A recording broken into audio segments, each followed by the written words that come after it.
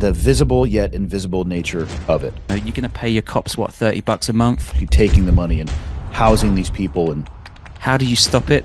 Beyond my pay grade. But yeah, the illegal gangs or groups or whatever you want to call them, especially the cartels in Latin America. it's not like it's happening invisibly through these countries that they're operating in. I've done quite a few episodes on the power and influence of the cartels. They're so embedded in politics, but also the legal economy now. They're just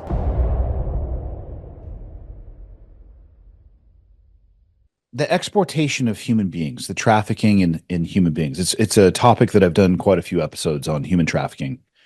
First few times I sat down with somebody, it was speaking only for myself. Honestly, it was unsettling because I didn't realize the visible yet invisible nature of it and how, you think human trafficking, at least for me, when I first started digging into it, I assumed that it was largely sexual in nature, sex workers, sex trafficking. And, I grew up in an area in California where agriculture was a main staple, artichokes, strawberries, all these things. And talking to these people about the brokers that would exist in between the workers and the people who own the farm, who are actually taking the money and housing these people in apartments or houses with 20 and 30 people and giving them limited money, and how that is trafficking in itself, or hotel staff. Or it was insane to see the size, scope, and scale mm, of that issue. It goes so much, and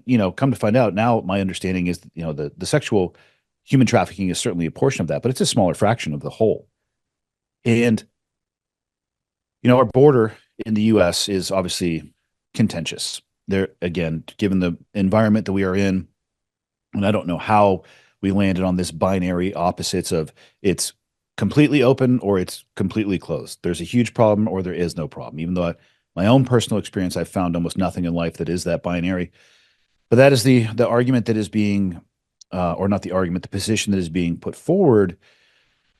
But the border, right? Half that border is on the U.S., and the other half of that is on the Mexican side. And I've done quite a few episodes on the power and influence of the cartels as well. And I'm curious, mm. in your research, have you come into any knowledge or information where the TDA, I mean, obviously, if they're moving people, it's not like it's happening invisibly through these countries that they're operating in. Have you found anything that has indicated that they are working, by, with, and through the cartels at all for this human trafficking operation? Oh, 100%. Yeah, the big cartels, the two big ones in Mexico, for example, the CJNG and the Mhm. Sinaloans. Yeah, Yep. the migration is a huge part of their profit now. Um, I think what struck me recently when I've been sort of researching stories that have nothing to do with migration and also involve the US border. Um, I'll give you a great example. I went to India last May, I think it was, to report a story about a fake cricket league set up to scam bettors in Europe. That story involved, and while I was out in the part of West India called Gujarat, huge state, 70 million people, that state has a huge issue with people paying smugglers to get into the Texas border. And so Really? you're finding US border patrols are finding people from Gujarat, families of 5 or 6 people, trying to in Mexico, and they're working with cartels to get these people from India and China and like Sudan and places you wouldn't imagine that they're coming across this border. It's so internationalized now; it's off the scale. Um, and I How are guess they that gets to facilitating the all that? I mean, India, and for those of you not familiar with geography, India and Mexico are separated by a few things, a little bit of land, a little bit Mhm. of water.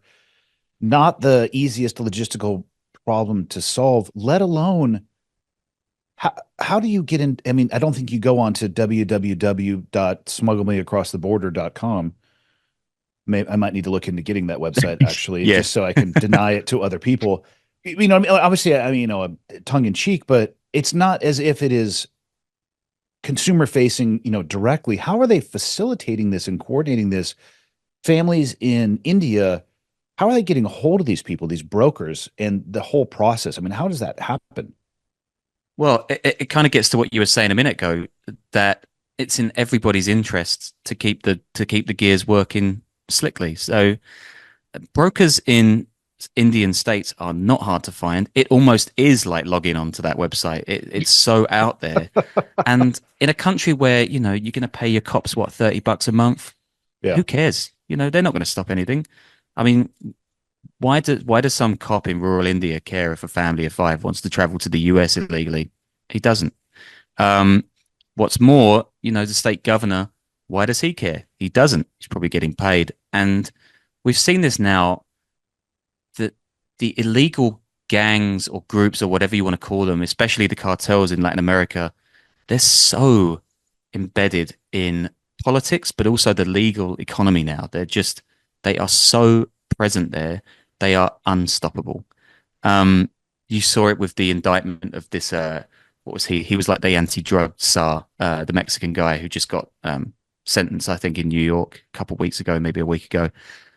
This guy was the former president's man. He was the guy, and he was a cartel guy. Presidential aides of the former president AMLO, they've been involved in the drug trade. He Yeah. himself has been implicated in the drug trade. This stuff is so entrenched now that it's winding itself around governments like a boa. It's squeezing them. There are entire narco states in the world now that fulfill every definition of the word. I mean, West African states really struggling with this. Also, huge places for migration. So, uh, whatever side of the political divide you are on, it's just the size of this illicit industry. It's probably trillions of dollars. It's like colossal. Um, how do you stop it? Beyond my pay grade, but Yeah.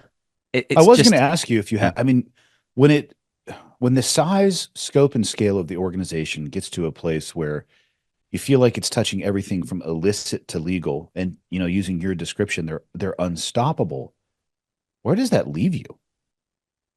I think you have to be more realistic about the scale of the issue before you can start to solve it, right? So I'm British. A big part of the narrative at the moment is the boats coming over from France, people in dinghies.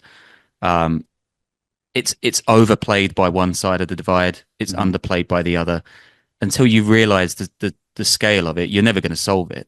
And you have to understand that with currents of climate change and economic change and things like this, people are going to travel. That you're not going to stop it. Um, I think that one big thing that people make a mistake about is that you need to stop it at your border. The most successful operations tend to be ones that are multilateral, that work to prevent people being smuggled at the country of exit. Mhm. I think that has begun to work a little bit in Europe, in parts of Southern Europe, with people in, say, I don't know, Greece, for example. Um, so it's not just an American problem, the border. It's a El Salvadorian problem. It's a Venezuelan problem. Until you work with other countries and you kind of admit or you acknowledge the size of the problem, I don't think you can make a dent. I don't think you could even ding it, to be honest. It's just too huge.